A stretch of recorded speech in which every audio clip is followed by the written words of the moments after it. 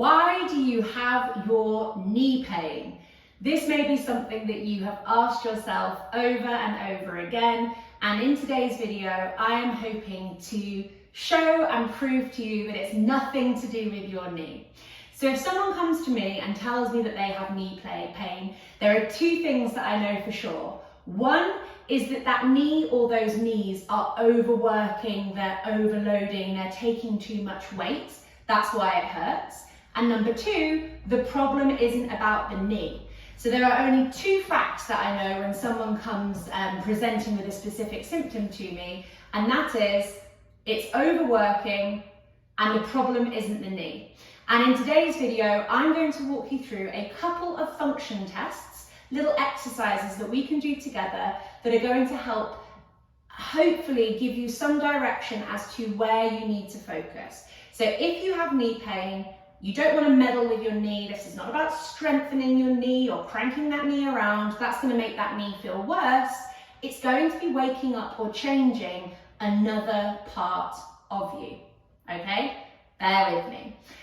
The first thing that we're going to do is just to see and test how our knee is feeling today. So normally speaking, people have an exercise where they know that they can aggravate their knee pain. It might be something that you've started to avoid because that knee pain is there.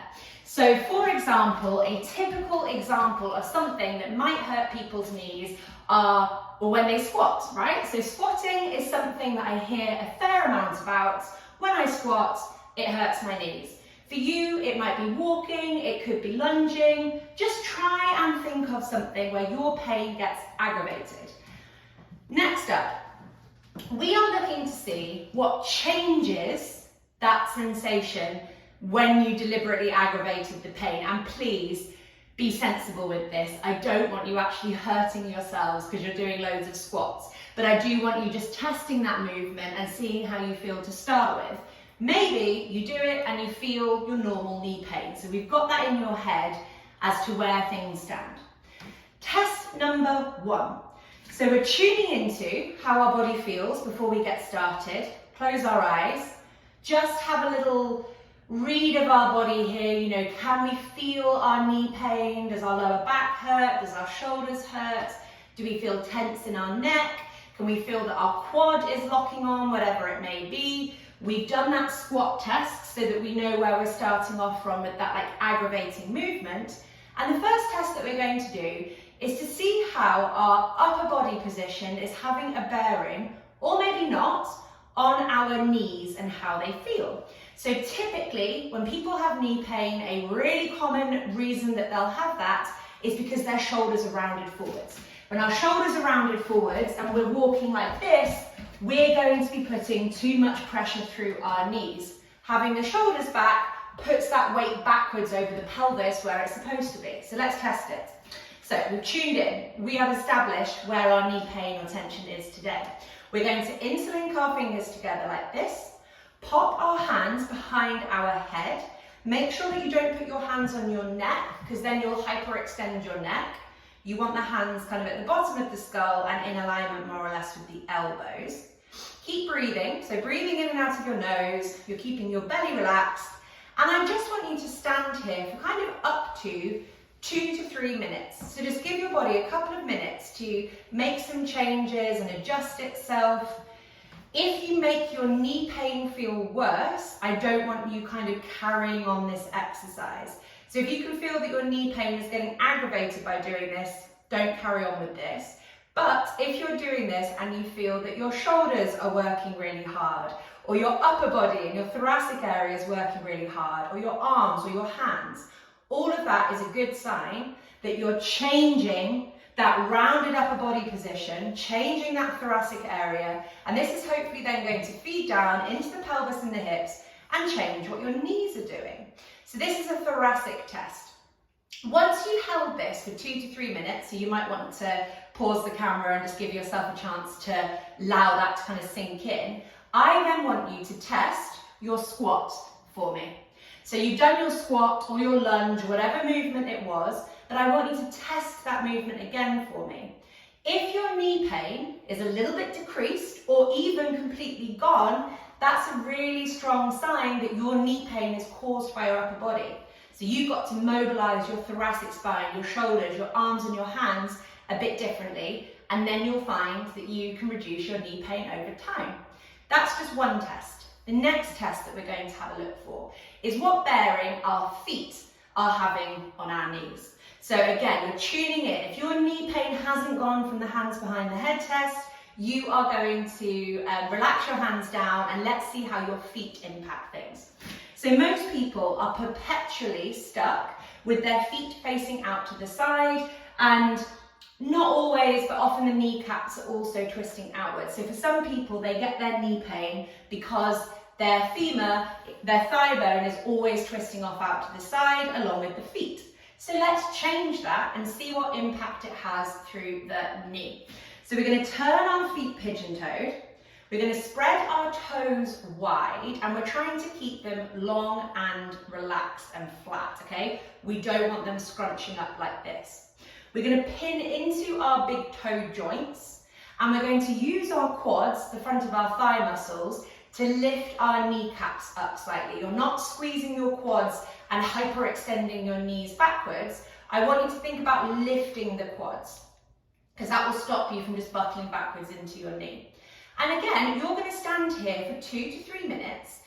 Firstly, just see what happens. So if the knee pain is made worse, you leave this one alone. But if you notice, oh, my hips are stretching, or my glutes are working differently, or the arches of my feet are cramping, or my shins and my calves are working hard, these are all good signs that we are waking up dysfunctional muscles, and that's exactly what we want.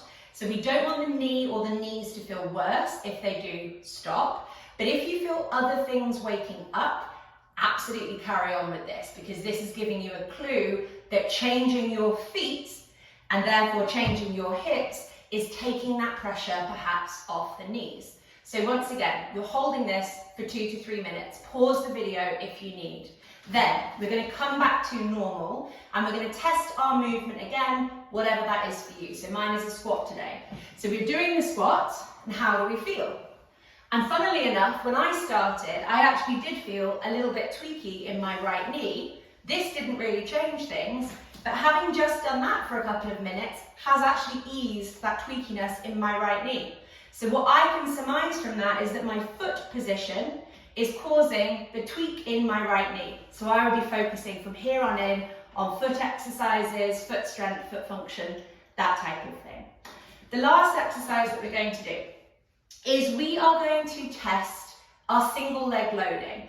So you may have knee pain exactly the same in both knees, and if you have that, this test isn't for you, because if it's happening the same in both legs, it's not a kind of one-sided issue. It's more likely to be both of your feet, both of your shoulders, something like that.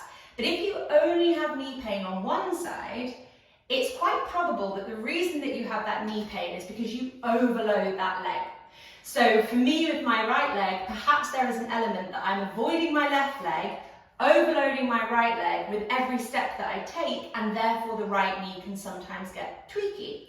So if you have one-sided knee pain, the last little test that we're going to do here is you are going to shift your weight to the knee that you don't have pain in, okay? So for me, a little bit of a niggle in that right knee, I'm going to simply take my pelvis to the left-hand side, just like I did in that last test. I'm going to spread my toes wide, keep them flat, pin into the big toe joint on my left leg, and I'm lifting my kneecap using my quad muscle on this left leg. And I'm going to hold this for 2 to 3 minutes. So what I'm asking my body to do, in all probability, is put more load through the leg that I probably avoid. I really hope that makes sense, but when I see clients and when I'm working with people, they will often have a whole stream of symptoms down one side. So right ankle, right knee, right hip, right shoulder, right jaw, right neck. And my first question is what's happening on the left-hand side? Because they've typically spent many years trying to stretch out that right-hand side and nothing useful has happened from that. So right now what we're testing is what happens when I put more weight through my left leg. Again, we're going to hold this for like 2 or 3 minutes. Hopefully, and it might be that you're going to your right hand side, by the way, we're going to the side where we don't have pain, hopefully you are going to notice that you have new muscles waking up on this leg that we're asking to support you. So you might notice that your quad is maybe like trembling a little bit, maybe you feel your calf, maybe you feel your shin, maybe you feel your lateral hips, maybe you feel your glutes and your hamstrings, whatever it might be. Just make a mental note of what is waking up on that supporting leg at the moment, because that is probably something that you need to work on as well. So for me, I can feel things waking up a little bit, but not that substantially. We'll do our test afterwards and we'll assess how much of a difference it made. But in my opinion, I'm actually thinking that that foot test was the most important one. So you stay here for 2 to 3 minutes, bring yourself back to center, repeat your test movement again. So how are we feeling? And actually I have no tweaking in my right knee now at all, but I actually think it was more from the exercise before rather than that one, and see how you feel. So we've done 3 tests there. 1, we're changing our shoulder position and seeing how that impacts our knee. 2, we're changing our foot position and we're seeing how that impacts our knee. And 3, we're testing the leg where we don't have pain if we have pain only on one side, and we're seeing how waking up the muscles and probably our less dominant leg has an impact on our knee pain.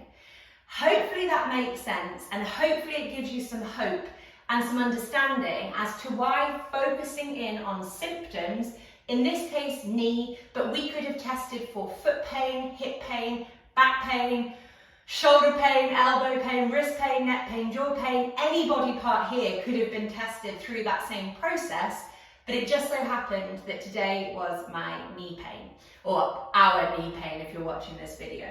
And yeah, I have a sneaky suspicion that the one that was most impactful for me was this turning in of my feet. Because when I squeezed my quad but didn't push the knee backwards, I could feel how I was stretching off some tension through my right hip here at the front. And I think it was that change at the front of my right hip here that when I repeated my squats, I could do it nice and fluidly and the tweakiness had gone. Let me know in the comments below how you found this. Give me a follow on Instagram @PostureEllie, and I really hope you found it helpful.